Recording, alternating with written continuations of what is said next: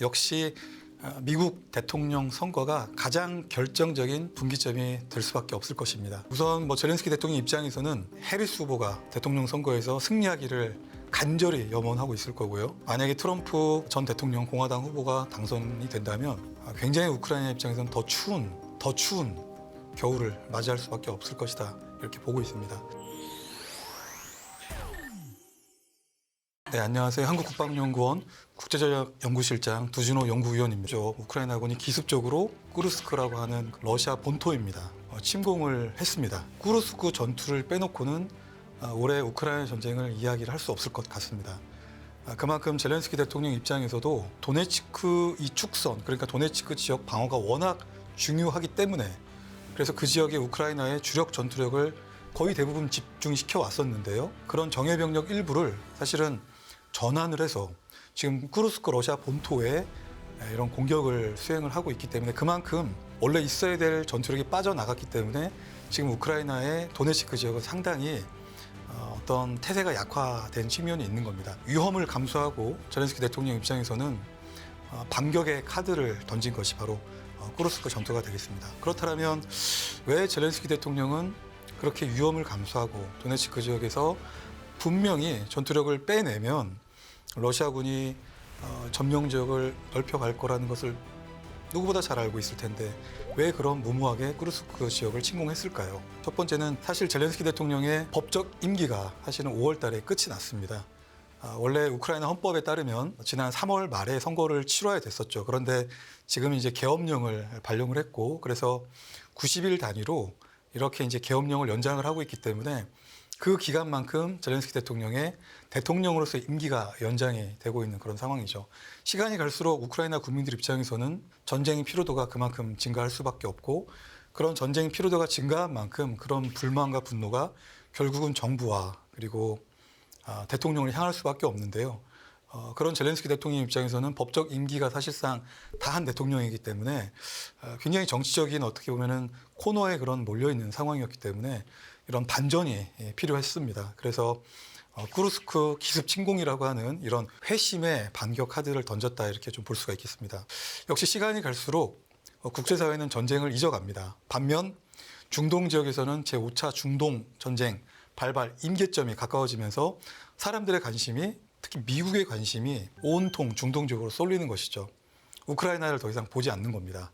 관심을 두지 않는 것이죠. 그래서 젤렌스키 대통령 입장에서는 국제사회로 하여금 이 우크라이나 전쟁을 다시금 환기시켜야 될 이유, 환기함으로써 또 특히 이제 서구 민주주의 진영이 될 텐데요. 우크라이나에 대한 변함없는 인도적 지원, 재정적 지원, 그리고 이런 무기 지원을 견인하기 위해서는 뭔가 괄목할 만한 군사적인 성과, 그런 능력과 태세와 의지를, 주권을 지킬 수 있다는, 영토를 보호할 수 있다는 그런 능력과 태세, 의지를 보여야 될 필요가 있었는데 그 선택이 바로 쿠르스크를 침공하는 것이었다, 이렇게 좀 볼 수가 있겠습니다. 조 바이든 대통령을 만나서 약 10조 원 수준에 가깝게 군사지원 패키지 약속을, 공약을 얻어냈습니다. 지금은 미국 대선 국면입니다. 젤렌스키 대통령이 이 유엔 총회 계기에 미국을 방문한 계기에 조 바이든 대통령의 고향이죠. 펜실베니아의 스크랜턴 육군 탄약 군수공장을 찾아서 지금까지 우크라이나의 평화와 회복을 위해서 300만 발 이상의 포병 탄약을 지원해준 미국 정부와 그리고 노동자들에게 깊은 감사의 이런 인사를 했던 겁니다. 그런데 하필 지금 미국 대선 국면이기 때문에 젤렌스키 대통령 입장에서는 이 펜실베니아 방문을 매우 정치적으로, 전략적으로 활용하는 기회로 삼았다, 이렇게 좀 볼 수가 있겠습니다. 만약에 민주당 측에서 부담스러웠다면 펜실베니아, 특히 스크랜턴으로 젤렌스키 대통령을 초청하지 않았을 건데요. 지금은 한 표 한 표가 아쉬운 상황이기 때문에 민주당에서도 이렇게 좀 젤렌스키 대통령을 굳이 7대 핵심 경합주, 그 중에서도 경합주 중에 경합주인 펜실베니아에 젤렌스키 대통령이 방문한 것은 정치적인 의미, 또 경제적인 의미, 다양한 의미가 있다, 이렇게 좀 볼 수가 있겠습니다. 민주당 측에서는 당연히 반색을 하죠. 아무래도 젤렌스키 대통령이 국제사회에 어쨌든 관심을 받고 있는 지도자이기 때문에 일시적인 관심을 받았죠. 그런데 또 이제 트럼프 전 대통령 공화당 측에서는 발끈할 수밖에 없는 것입니다. 이거는 미국 대선 관여다, 적절치 않다, 이렇게도 비판하고, 또 심지어 이제 미국에 있는 우크라이나 대사를 해임해야 된다 이런 이제 목소리도 있었고요. 그래서 펜실베니아의 젤렌스키 대통령의 방문 후폭풍도 만만치 않다 이렇게 보고 있습니다. 근데 어쨌든 러시아는 최소 2, 3년 정도 그 이상의 전쟁 장기화에 대비하는 모습, 비단 우크라이나만의 어떤 군사적인 충돌 외에도 지금 워낙 글로벌 안보 상황이 엄중하게 이렇게 돌아가고 있고요. 북대서양 조약기구 나토도 그렇고 러시아도 그렇고 워낙 서로가 지금 출구 전략을 찾지 못하고 있다 보니까 군사적인 긴장이 계속 고조가 되는 겁니다. 그래서 언젠가는 이렇게 잘못하다가는 러시아와 나토도 충돌할 수 있겠다라고 하는 서로 간의 위기의식이 있다 보니까 러시아 입장에서 단순히 우크라이나하고의 특별 군사작전뿐만 아니고 이 나토 군과의 어떤 군사적 충돌까지를 대비한 전시 경제, 전시 국정 운영을 이렇게 좀 갖춰 나가는 건데요.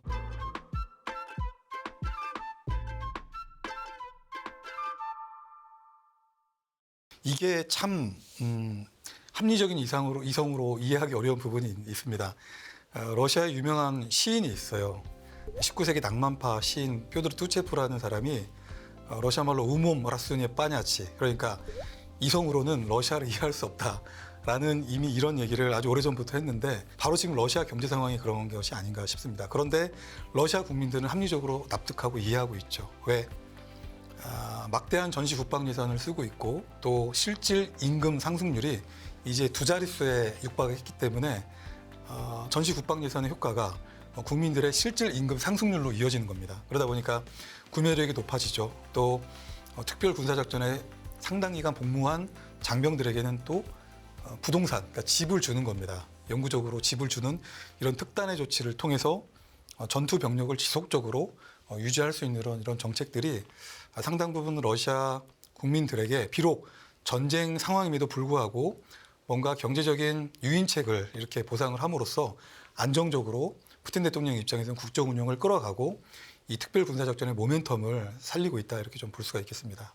젤렌스키 대통령이 지금 가장 서방으로부터 지금 원하는 것은 탄도미사일, 순항미사일, 예를 들어서 스톰 섀도우라든지 타우루스 독일제입니다.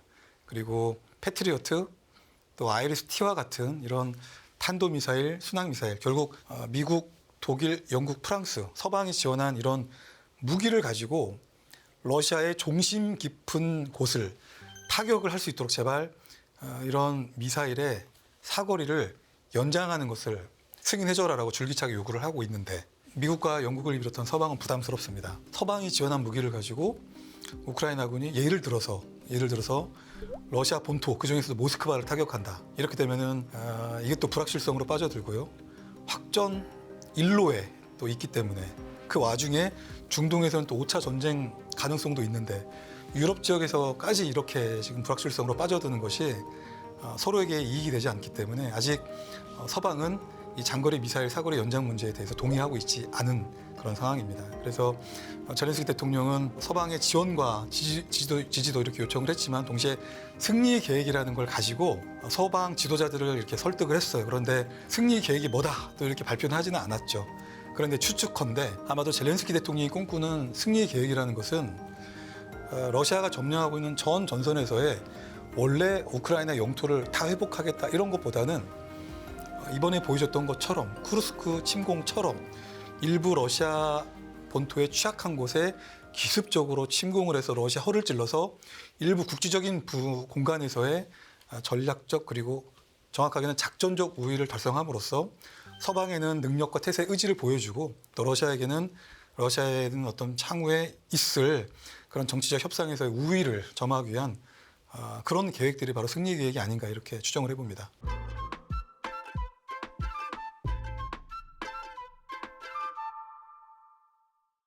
지금 러시아가 다른 것 중에서도 민감하게 반응하는 것이 한 몇 가지가 있는데 그 중에 하나가 이제 대량으로 우크라이나군이 무인기가 되겠죠. 장거리 비행 능력을 가진 무인기가 이미 모스크바 턱 밑까지 공격을 했고 모스크바 본토도 충분히 우크라이나가 공격할 수 있다는 것을 보여준 것이죠.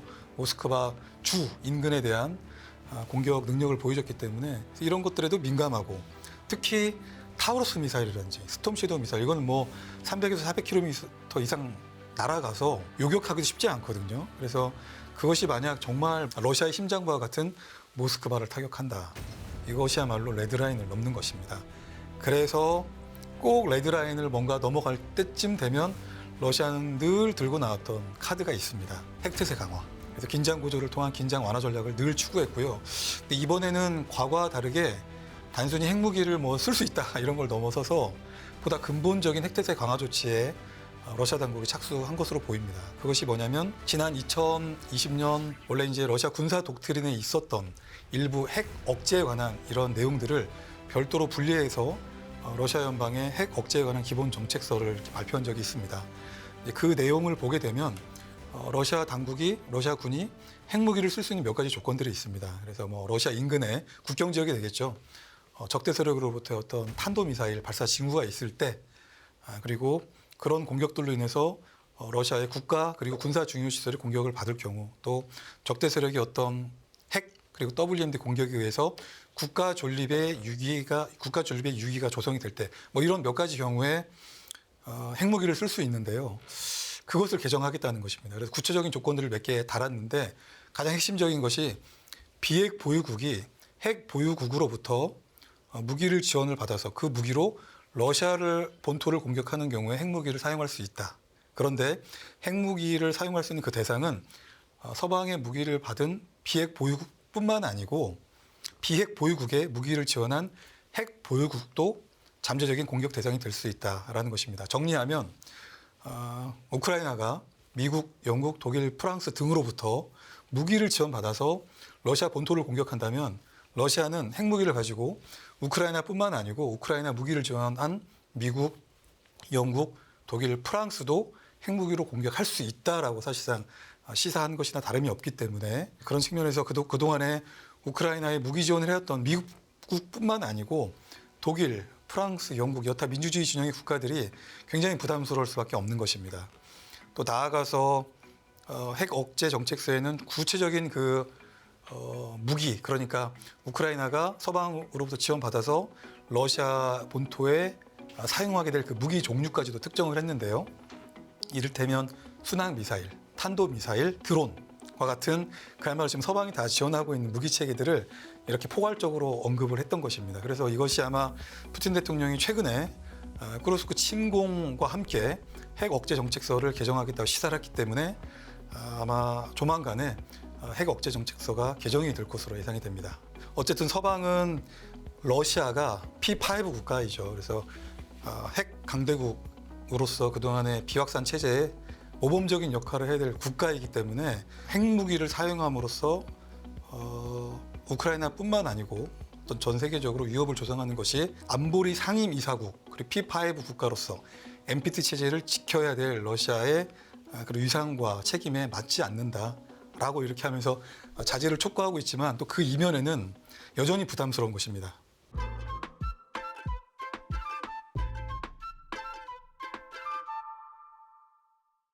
젤렌스키 대통령 입장에서는 더 이상 물러날 곳도 없고 사실 잃을 것도 없기 때문에 그닥 크게 자극을 받는 것 같지는 않고요. 그리고 사실 그간에 지난 1000일에 가까운 우크라이나 전쟁을 전체적으로 봤을 때 이미 러시아가 약간 수세에 몰릴 때 그때도 충분히 기존의 러시아 핵 억제 정책서에 따르면 핵무기를 사용할 수 있는 조건들은 차고 넘쳤지만 핵무기를 사용하지 않았습니다. 왜냐하면 러시아 또한 핵무기를 사용했을 때 어떤 후가가 예상할 수 없는 후가가 러시아뿐만 아니고 전 세계적으로 이렇게 따라올 것인지를 명확하게 알고 있기 때문에 핵무기를 함부로 쓸 수 없었던 것이고요. 오히려 핵 태세를 강화시킴으로써 그럼으로써 긴장 고조를 통해서 긴장 완화, 즉 억제력을 강화시키기 위한 노력, 구체적으로 서방이 우크라이나에 무기 지원하는 이런 행동들을 태도 변화를 위해 좀 이렇게 압박하기 위해서 오히려 핵태세를 강화했던 측면이 없지 않아 있었던 것이죠.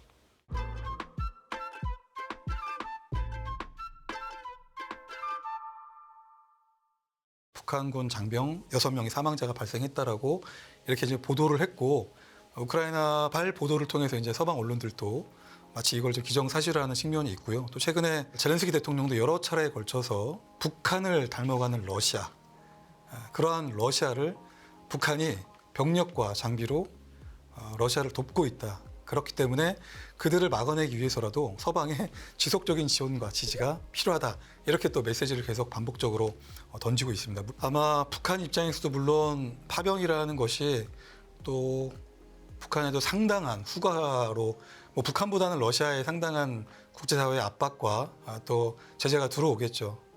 사실 북한으로서는 잃을 게 없습니다. 장기간 코로나 팬데믹 기간 동안에 국경을 닫아놨고 국경을 다시 이렇게 개방을 했다 하더라도 북중 관계가 워낙 좋지 않기 때문에 압도적으로 북한 경제가 중국에 의존한 상태에서 북중 관계가 이렇게 어려워지고 통관 절차도 어려워지기 때문에 북한의 경제 회복을 위해서는 누군가가 필요한데 러시아의 특별 군사작전이라고 하는 그런 상황에 편승해서 북한은 어떤 나름대로의 실익을 도모하고 있는데요. 북한 입장에서는 전투병이 되었던 노동 인력이 되었던 재건 사업을 위한 노동 인력을 파견하던 간에 어떤 것이라도 북한 입장에서는 정치, 경제, 군사적으로 상당한 실익이 될 수 있다 이렇게 좀 볼 수 있는 것이 군사적으로 본다면 실전 경험을 쌓을 수 있는 것. 실전 경험을 쌓을 수 있는 것. 과거 우리도 베트남 전쟁 때 한국군이 참여함으로써 우리의 군사력이 비약적으로 발전해서 북한군의 전투력을 이렇게 전투력보다 우월한 군사력 발전시키는 데서 아주 중요한 계기였던 것처럼 북한 또한 특별 군사작전의 직간접적인 참여를 통해서 실전 경험을 쌓고 그런 경험을 통해서 군사력을 발전시킬 수 있는 아주 좋은 기회가 될 것 같고요. 실제 또 베트남 전쟁 때 우리 한국군 장병들이 받았던 여러 가지 수당이나 기타 인센티브를 포함한다면 대략 당시 화폐 기준으로 $500 이상의 임금을 받았기 때문에 현재 기준으로 한다면 최소 그것보다는 수배에 해당하는 파병수당 임금을 받을 수 있다는 것입니다.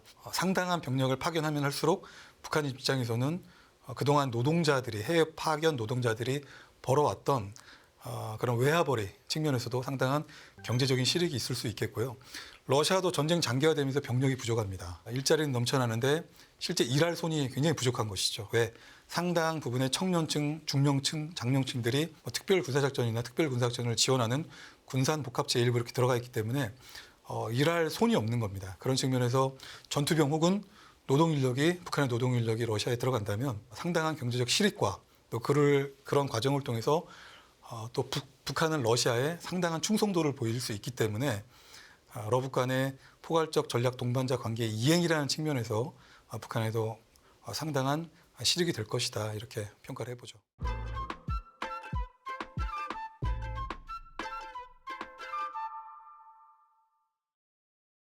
누가 당선되느냐에 따라서 우크라이나 전쟁의 향배가 크게 요동칠 개연성이 커 보입니다. 우선 젤렌스키 대통령 입장에서는 민주당의 해리스 후보가 대통령 선거에서 승리하기를 간절히 염원하고 있을 거고요.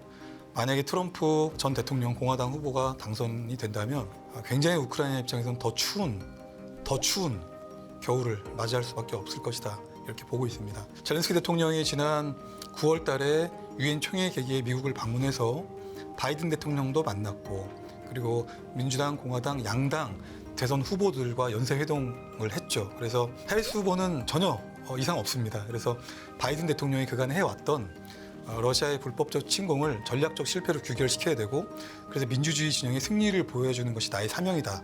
우크라이나의 지속적인 지원과 지지를 약속을 했습니다. 그래서 조 바이든 대통령의 우크라이나에 대한 우크라이나 정책, 이 전쟁에 대한 전략이 그대로 계승이 되는 데는 이견이 없을 것 같습니다. 다만 트럼프 전 대통령이 당선된다면 상황은 매우 급변할 것이다 이렇게 좀 보고 있습니다. 그간의 트럼프 후보는 대통령에 당선된다면 24시간 이내에 우크라이나 전쟁을 종결시킬 수 있다 이렇게 공언을 해왔습니다. 그렇기 때문에 트럼프를 둘러싼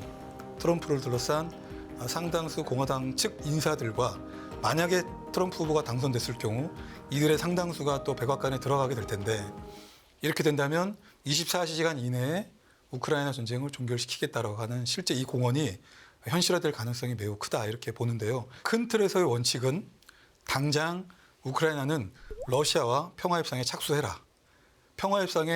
러시아와 평화협상 재개에 착수하는 그 조건을 걸고 우크라이나에 미국은 군사지원 패키지를 제공할 수 있다라는 조건을 걸 것입니다. 중요한 것은 선거 이전에는 우크라이나와 러시아 간의 양자 간의 평화협상을 위한 대화가 없었거나 혹은 우크라이나의 어떤 평화를 위한 그간의 다양한 정상회의라든지 고위급 정상회의체에서 러시아의 자리는 없었습니다. 왜? 우크라이나가 반대했기 때문에 그렇죠.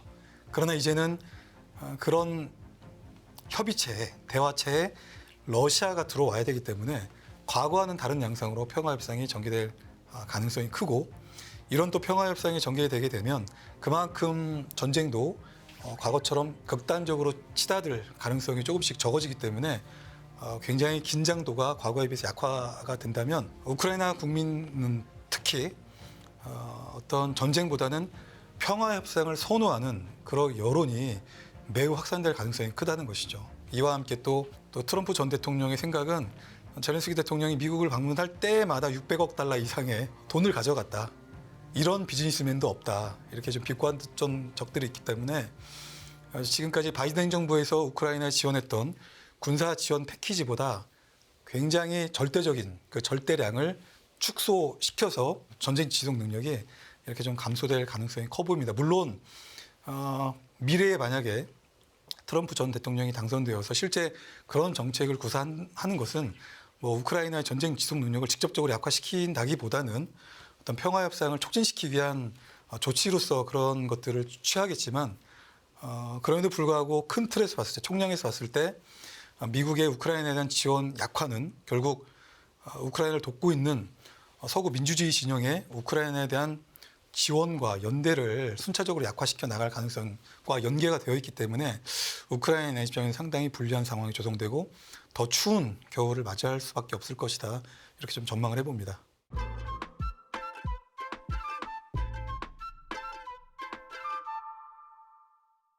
어쨌든 우크라이나 전쟁을 통해서 동맹의 중요성이 재확인이 되었다.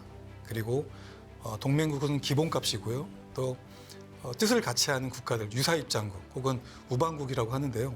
그 우방국이 얼마만큼 전쟁을 치르고 있는 국가를 도와주느냐에 따라서 그 전쟁 지속 능력의 질과 양이 결정되는 것을 우리는 우크라이나 전쟁을 통해서 보고 있는 것입니다. 그래서 지금 뭐 북한의 군사적 모험주의가 계속 높아가고 있기 때문에 한미 간의 연합 방위태세를 공고하게 구축해 나가는 것, 미래지향적인 동맹 정책을 상호 보완적으로 잘 발전시켜 나가는 것, 또 한미가 지난 정상회담을 통해서 한반도 핵작전 공동지침을 이렇게 선언을 함으로써 일체형 확장 억제를 이제 만들어 가기로 했기 때문에 미국이 제공하는 확장 억제 능력과 또 우리의 첨단 재래식 전력이 결합된 이런 일체형 확장 억제 능력을 앞으로 잘 내실있게 발전시켜 나가야 되는 것이 필요하고요. 동시에 동맹 외에도 우리를 돕고 있는 민주주의 진영의 국가들이 있습니다.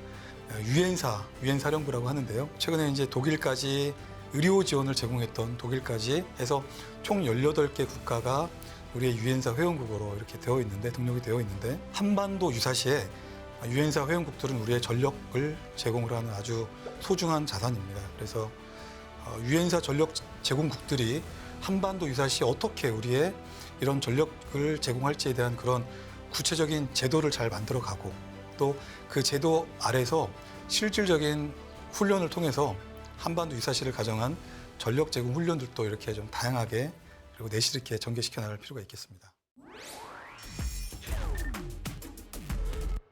꼭 레드라인을 뭔가 넘어갈 때쯤 되면 러시아는 늘 들고 나왔던 카드가 있습니다. 핵태세 강화. 이번에는 과거와 다르게 단순히 핵무기를 뭐 쓸 수 있다 이런 걸 넘어서서 보다 근본적인 핵태세 강화 조치에 러시아 당국이 착수한 것으로 보입니다. 우크라이나가 미국, 영국, 독일, 프랑스 등으로부터 무기를 지원받아서 러시아 본토를 공격한다면 러시아는 핵무기를 가지고 우크라이나 무기를 지원한 미국, 영국, 독일, 프랑스도 핵무기로 공격할 수 있다라고 사실상 시사한 것이나 다름이 없기 때문에 그동안에 우크라이나에 무기 지원을 해왔던 미국뿐만 아니고 여타 민주주의 진영의 국가들이 굉장히 부담스러울 수밖에 없는 것입니다.